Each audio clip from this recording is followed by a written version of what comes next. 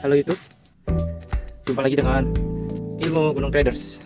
Selamat pagi teman-teman, semoga selalu sehat ya. Jangan lupa olahraga, jangan lupa selalu bersyukur, jangan lupa menikmati apapun yang Tuhan berikan. Syukuri apa yang kita miliki sekarang ya, kita syukuri, dan semoga kita bisa mendapatkan yang lebih baik, dan semoga Tuhan selalu meridhoi ya, memberkahi apapun yang menjadi tujuan kita. Itu lebih penting ya. Jadi itu penting banget ya.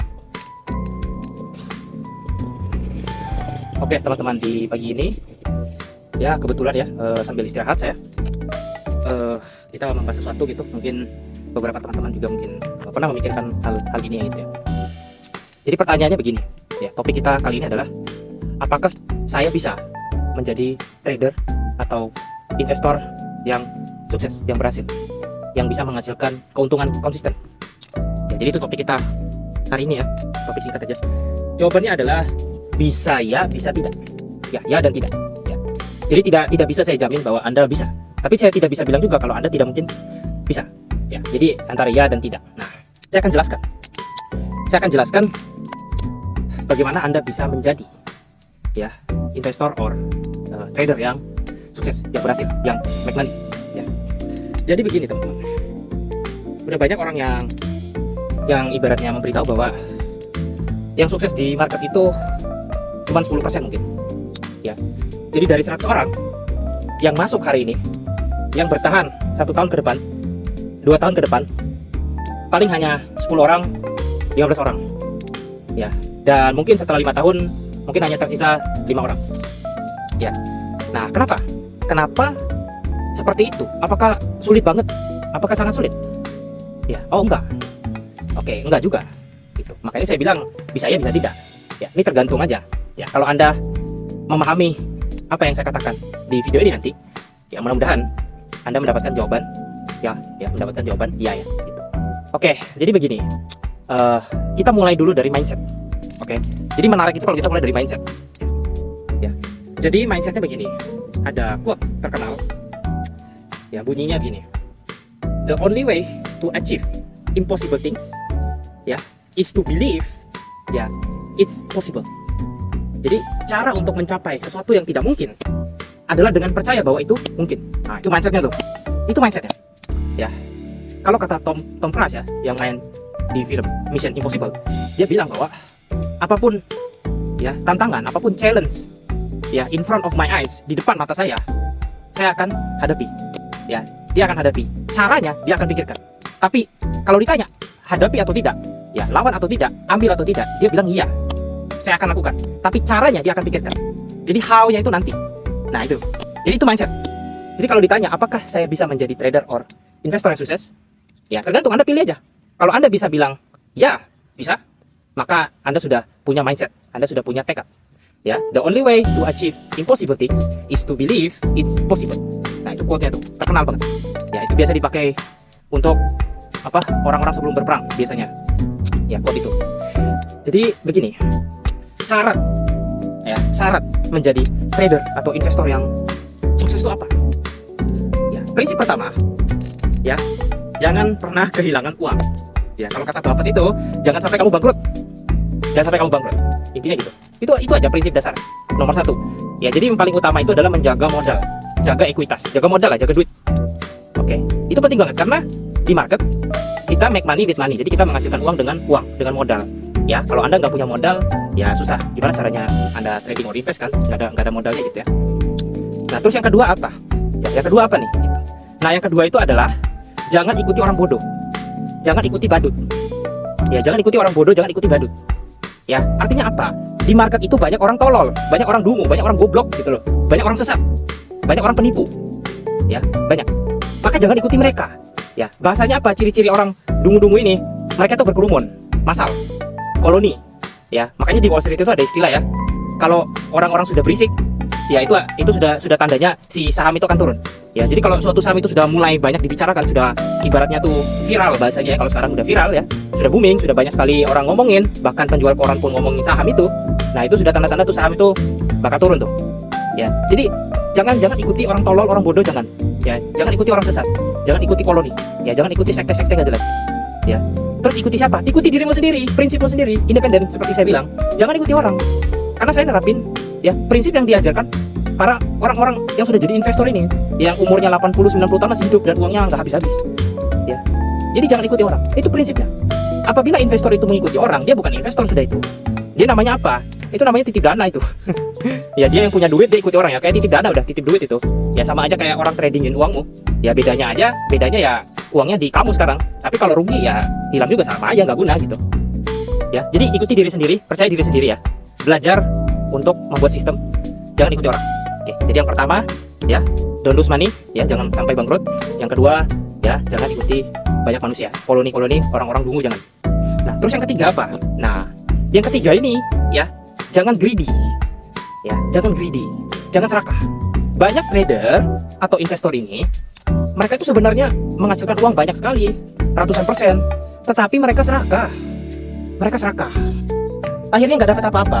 Contoh, ya, kondisinya seperti ini seringkali skenario-nya.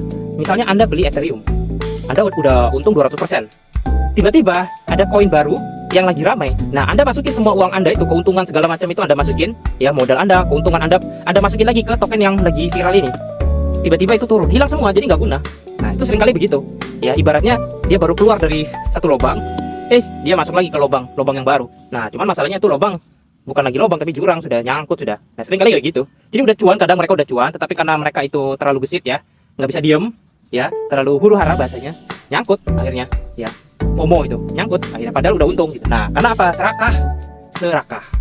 Ya, jadi bahaya tuh, serakah itu bahaya, very dangerous. Ya, very dangerous. Ya. Nah, terus yang keempat. Nah, yang keempat apa? Yang keempat adalah, jadi Anda harus punya ibaratnya backup plan. Ya, kalau Anda mau jadi investor atau trader sukses, Anda harus punya backup plan, teman-teman. Anda harus punya rencana cadangan.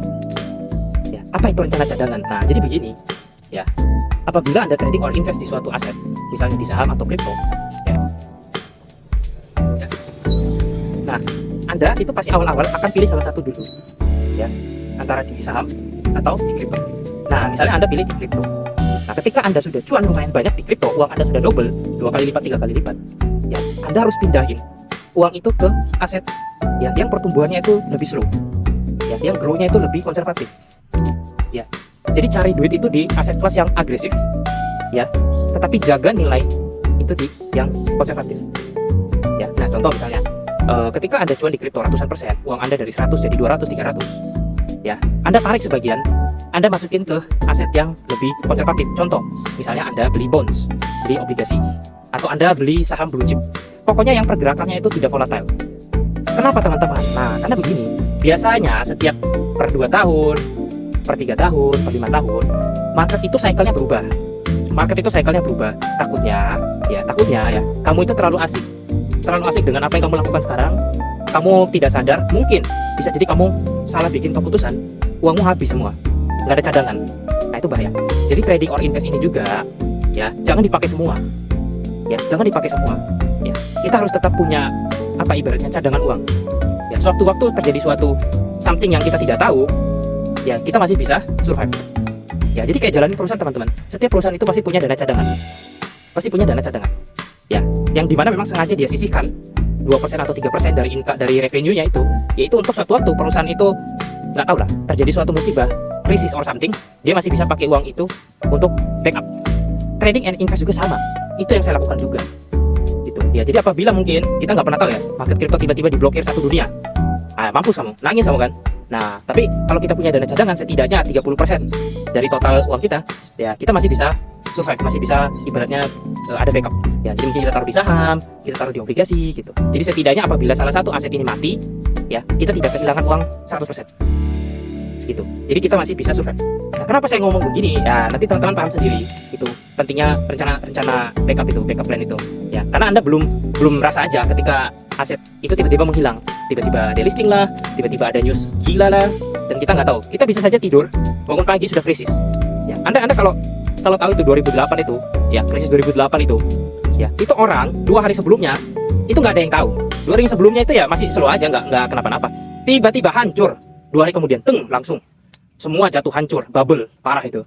Ya, nah masalahnya saat kondisi seperti itu, uang nggak bisa ditarik, saham itu banyak yang kena freeze. gitu kan, karena banyak panic selling segala macam. Oh banyak, pokoknya kacau itu ya. Ya, dan bank terbesar dunia ya, yang bank terbesar dunia itu, saya lupa nama ininya, nama banknya itu ya, yang katanya tidak bisa bangkrut, habis juga mati itu, bangkrut ya. Itu bank paling besar itu di Amerika sana gitu. Nah, nggak ada yang tahu, sekelas bank aja yang duitnya banyak itu bisa mati gitu ya kan, bisa mati, apalagi kita yang duitnya dikit ya. Jadi itu, kalau Anda memahami 4 hal itu tadi, Anda bisa menjadi trader or investor sukses gitu. Nah, tapi kalau Anda melakukan selain 4 hal tadi, hati-hati ya. Contohnya, satu, Anda mengikuti sinyal orang, tidak analisa sendiri. Terus suka full margin ya, suka full margin ya, Anda berjudi tuh ya, tunggu waktunya aja.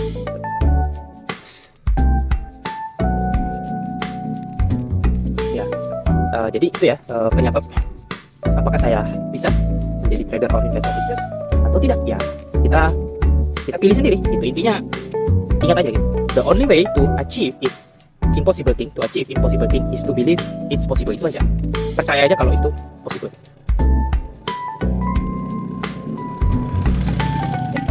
That's the only way, itu salah satu jalan ya. Kalau Anda punya jalan yang lain ya nggak apa-apa. Masalahnya kadang Anda nggak punya jalan, Anda buntu ya, dikit-dikit ngamuk, dikit-dikit ngomel, dikit-dikit nyalain orang.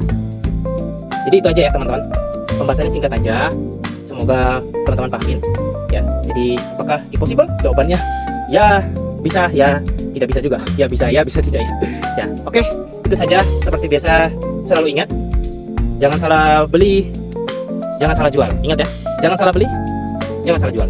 Tetap waras. Sampai jumpa lagi di pembahasan selanjutnya. Thank you.